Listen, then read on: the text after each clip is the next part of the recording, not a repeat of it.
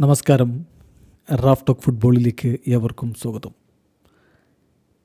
ഈ ഇൻ്റർനാഷണൽ ബ്രേക്കിന് Brazil team വലിയ പ്രതീക്ഷയോടുകൂടിയാണ് ഒരുങ്ങിയത്. കാരണം പുതിയ കോച്ച് കാർലോ അഞ്ചലോട്ടിയുടെ കീഴിൽ അവർക്ക് മികവിലേക്ക് തിരികെ എത്താൻ പറ്റും എന്നുള്ള പ്രതീക്ഷയായിരുന്നു എല്ലാവരും വെച്ചിരുന്നത്.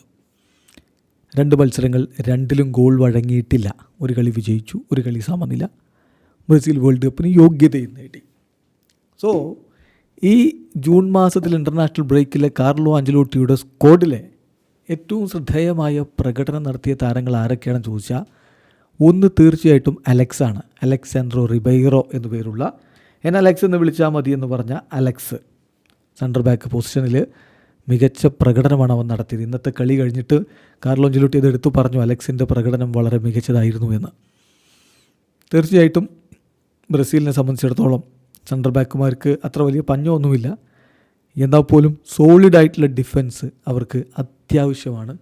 ഗോൾ വഴങ്ങിക്കഴിഞ്ഞാൽ പണി കിട്ടുന്നത് പല കളികളിലും മുമ്പ് കണ്ടിട്ടുണ്ടെങ്കിൽ ഇപ്പോൾ അത് മാറി. അതിൽ അലക്സ് വഹിച്ചിട്ടുള്ള പങ്ക് വളരെ വലുതാണ്. അലക്സിൻ്റെ കഴിഞ്ഞ മത്സരത്തിലെ പ്രകടനം നമ്മൾ നേരത്തെ വിശകലനം ചെയ്തതാണ്. ഇപ്പോൾ ഈ കളിയിലെ പ്രകടനം നമ്മൾ നോക്കുകയാണെങ്കിൽ അദ്ദേഹം 90 മിനിറ്റ് കളിക്കളത്തിൽ നിന്നിട്ട് 5 ക്ലിയറൻസുകളാണ് നടത്തിയത്, 1 ഇൻ്റർസെപ്ഷൻസ്, 1 ടാക്കിൾ അദ്ദേഹം നടത്തി. ഗ്രൗണ്ട് ഡ്യുവൽസ് 4 എണ്ണം, അതിൽ 2 എണ്ണം വിൻ ചെയ്തു. ഏരിയൽ ഡ്യുവൽസ് നോക്കണം, 7 എണ്ണം, അതിൽ 5 എണ്ണം അദ്ദേഹം വിൻ ചെയ്തു. മാത്രമല്ല 93 ടച്ചുകൾ, 84 പാസുകൾ കൊടുത്തതിൽ 76 ലക്ഷ്യത്തിൽ 90% പാസിംഗ് ആക്യുറസി. 4 ലോങ് ബോളുകൾ കൊടുത്തു, അത് 2 ലക്ഷ്യത്തിലേക്കെത്തി. അങ്ങനെ മികച്ച പ്രകടനമാണ് അലക്സ് നടത്തിയിരിക്കുന്നത്. ഒരു സംശയവും വേണ്ട, ഈ കോളപ്പിലെ അഞ്ചലോട്ടിയുടെ തെരഞ്ഞെടുപ്പിൽ ഏറ്റവും പ്രധാനപ്പെട്ട പ്രകടനം നടത്തിയത് അലക്സാൻഡ്രോ എന്ന അലക്സ് തന്നെയാണ്.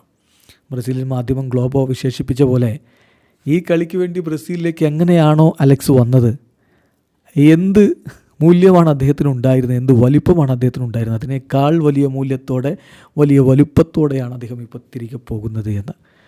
അടുത്ത വേൾഡ് കപ്പിന് ബ്രസീൽ ടീമിൽ അദ്ദേഹത്തിന് സ്ഥാനം ഉറപ്പിക്കാൻ വലിയ പാടുണ്ടാവില്ല ഇതേ പെർഫോമൻസ് ആണെങ്കിൽ എന്നുകൂടി ഇപ്പോൾ എല്ലാവരും നിരീക്ഷിക്കുന്നുണ്ട്. അതുപോലെ എടുത്തു പറയേണ്ട ഒരു പേരാണ് മാത്യൂസ് കുഞ്ഞയുടേത്. കഴിഞ്ഞ കോളപ്പിലും അദ്ദേഹം ഉണ്ടായിരുന്നു. അദ്ദേഹത്തിൻ്റെ പ്രസ്സിങ്, അദ്ദേഹത്തിൻ്റെ ബോൾ നഷ്ടപ്പെട്ടാൽ അത് റിക്കവർ ചെയ്യാനുള്ള ശ്രമങ്ങൾ, അതൊക്കെ കഴിഞ്ഞ മത്സരങ്ങളിലും നമ്മൾ ചർച്ച ചെയ്തതാണ്. ഇംഗ്ലീഷ് പ്രീമിയർ ലീഗിൽ ബോൾസിന് വേണ്ടി പൊളിച്ചടുക്കിയ താരം ഇനി യുണൈറ്റഡിലാണ് കളിക്കുക. ഏതായാലും അദ്ദേഹവും ഇപ്പോൾ മികച്ച പ്രകടനമാണ് നടത്തി. ഈ 2 പേരെയാണ് നമ്മൾ എടുത്തു പറയേണ്ടത്. ഒന്ന് അലക്സും, മറ്റൊന്ന് മാത്യൂസ് കുഞ്ഞയും. കുഞ്ഞയുടെ ഇന്നത്തെ പ്രകടനം നോക്കുമ്പോൾ 79 മിനിറ്റ് കളിച്ച താരം ഒരു അസിസ്റ്റ് കൊടുക്കുകയുണ്ടായി. ആ അസിസ്റ്റ് എന്ന് പറഞ്ഞാൽ ബോൾ നഷ്ടപ്പെട്ടതാണ് റാഫീഞ്ഞയിൽ നിന്ന്. എന്നിട്ടാണത് വർദ്ധിത വീര്യത്തോടു കൂടി പന്തെടുത്തുകൊണ്ട് വിനി ജൂനിയറിലേക്ക് മറിച്ചു കൊടുക്കുന്നത്. സോ അത് മത്സരത്തിൽ ഏറ്റവും ക്രൂഷ്യലായിട്ടുള്ളൊരു നീക്കമായിട്ട് മാറുകയും ചെയ്തു. 2 ബിഗ് ചാൻസുകൾ ക്രിയേറ്റ് ചെയ്തു. ഗെയിമിൽ ആ കാര്യത്തിൽ അദ്ദേഹം ഒന്നാമതായിരുന്നു. 3 കീ പാസുകൾ കൊടുത്തു. ഗെയിമിൽ ആ കാര്യത്തിൽ അദ്ദേഹം ഒന്നാമതായിരുന്നു. 9 ഡ്യുവൽസ് നടത്തി.